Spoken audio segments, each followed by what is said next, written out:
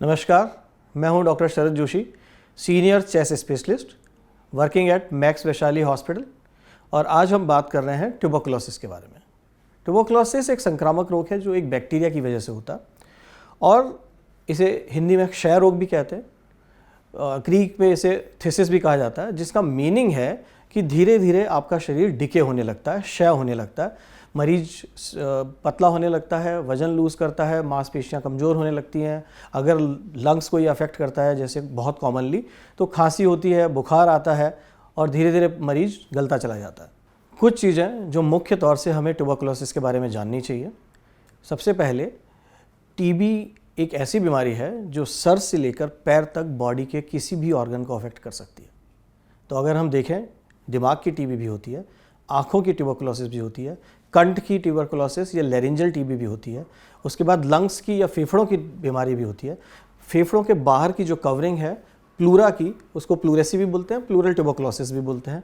इसमें अगर adrenal gland involve होती है तो ब्लड प्रेशर कम हो सकता है, शुगर कम हो सकता है, पेशेंट को चक्कर आ सकते हैं। अगर पेशेंट को ब्रेन की टीबी है तो इसमें सीजर्स आ सकते हैं, ताने आ सकती हैं या दौरा, मिर्गी जैसे दौरा पड़ सकता है। तो ट्यूबरकुलोसिस, आप ये ना समझें कि पेशेंट को खांसी नहीं आई तो ट्यूबरकुलोसिस नहीं हो सकता है, ऐसा नहीं है। ट्यूबरकुलोसिस के सिम्टम्स ऑर्गन अफेक्ट के, जो भी ऑर्गन अफेक्टेड है उसके हिसाब से होंगे। अब हम बात करेंगे कि ट्यूबरकुलोसिस को डायग्नोस कैसे करते हैं। एक चेस्ट का एक्सरे किया जाए और साथ में बलगम की जांच की जाए। बलगम में, स्पूटम में AFB या बैक्टीरिया अगर दिखाई देता है टीबी का, तो उसकी जांच वो 100% कन्फर्म कर देती है कि पेशेंट को ट्यूबरकुलोसिस है। बट ये कहना आसान है, मेजॉरिटी ऑफ पेशेंट्स इससे डायग्नोज हो जाते हैं, बट कुछ पेशेंट्स में CT स्कैन करने की ज़रूरत पड़ती है, कुछ पेशेंट्स में बलगम के और फर्दर टेस्ट करने की ज़रूरत पड़ती है, या अगर कुछ पेशेंट्स में बलगम नहीं है तो दूरबीन से ब्रोंकोस्कोपी या अंदर सांस की नलियों के बाहर जो गांठें हैं उनकी एंडोब्रोंकियल अल्ट्रासाउंड से सैंपल लेने की या ई-बस करने की आवश्यकता हो सकती है। ट्यूबरकुलोसिस के पेशेंट का अगर हम CT स्कैन देखें तो लेफ़्ट साइड में ये कुछ एक थोड़ा सा नॉर्मल लंग जैसा पोर्शन है। बाकी दोनों लंग्स के अंदर अगर हम देखें तो दोनों तरफ निमोनिया है। और राइट लंग में अगर आप देखें तो ऊपर की ओर जब हम आते हैं तो यहाँ कैविटी बनी हुई है। तो नॉर्मल लंग्स का जो टिश्यू है उसको इस बैक्टीरिया ने पूरी तरह से ख़त्म कर दिया है, जिसकी वजह से जैसे खोखली बॉल होती है टेनिस की, उस तरह से खोखला सा स्ट्रक्चर बन गया। अंदर से लंग टिश्यू पूरी तरह से डैमेज हो गया, डिस्ट्रैक्ट हो गया। फेफड़े के ट्यूबरकुलोसिस में जब पेशेंट को बलगम नहीं आ रहा है, एक्सरे या CT स्कैन अबनॉर्मल है, और उस स्थिति में जब सांस की नलियों के अंदर से कोई सैंपल लेकर बैक्टीरियोलॉजी या कीटाणु को देखने के लिए, डिमॉन्स्ट्रेट करने के लिए सैंपल लेना होता है, तो इस तरह का एक रबर का इंस्ट्रूमेंट है जिसमें टिप पर कैमरा लगा होता है, और इस ब्रोंकोस्कोप को सांस की नली के अंदर प्रवेश कराकर अंदर से, लंग्स के अंदर से सैंपल लिया जाता है और उसमें टीबी का बैक्टीरिया डिमॉन्स्ट्रेट कर सकते हैं। साथ ही अगर सांस की नली के चारों तरफ कुछ लिम्फ नोड्स हैं जो एनलार्ज हैं, तो उस लिम्फ नोड से भी सैंपल लिया जा सकता है। और प्रोसेस में हमें यूज़ करना पड़ता है एंडोब्रोंकियल अल्ट्रासाउंड। एक छोटा सा अल्ट्रासाउंड है जो दूरबीन के माध्यम से सांस की नली में जाता है और वहाँ लिम्फ नोड को इस अल्ट्रासाउंड से लोकेट करके नीडल के द्वारा, सुई के द्वारा एक छोटा सैंपल लिया जाता है। और ये पूरा प्रोसेस पीड़ा रहित है, पेन, इसमें दर्द या पीड़ा नहीं होती है। अब अगर हम ट्यूबरकुलोसिस के ट्रीटमेंट की बात करें तो हाँ, ट्यूबरकुलोसिस का ट्रीटमेंट उपलब्ध है और मेजॉरिटी ऑफ केसेस में ट्यूबरकुलोसिस का ट्रीटमेंट पूरी तरह से संभव है। पर इसके साथ कुछ सावधानियां हैं जिनका ध्यान रखना होता है। ट्रीटमेंट की अवधि को पूरा करना होता है। अगर आप ट्रीटमेंट बीच में छोड़ देंगे तो डेफिनेटली ये ट्यूबरकुलोसिस और बिगड़ के और ज़्यादा परेशान करने वाले समस्या के रूप में आपके सामने आने वाला है। एक और इससे भी ज़्यादा गंभीर समस्या है और वो है MDR ट्यूबरकुलोसिस, XDR ट्यूबरकुलोसिस। तो जब हम MDR की बात करते हैं, MDR का मतलब है मल्टी ड्रग रेजिस्टेंट ट्यूबरकुलोसिस।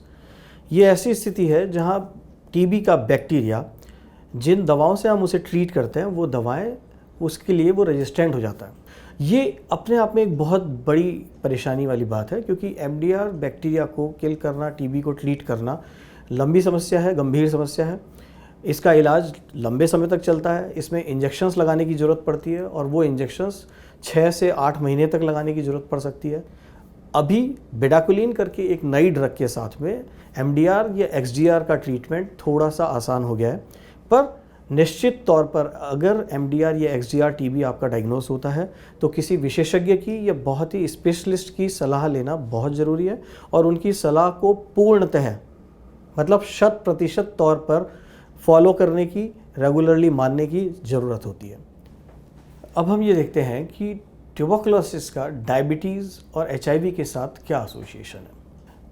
ये दोनों जो रोग हैं जैसे डायबिटीज़ और HIV, इन दोनों रोग में इंसान की रोग से लड़ने की क्षमता धीरे धीरे कम होने लगती है और यही वजह है कि ऐसे मरीज जिनको डायबिटीज़ है या HIV है, इनमें ट्यूबरकुलोसिस होने की संभावना एक नॉर्मल इंसान से 10 गुना होती है।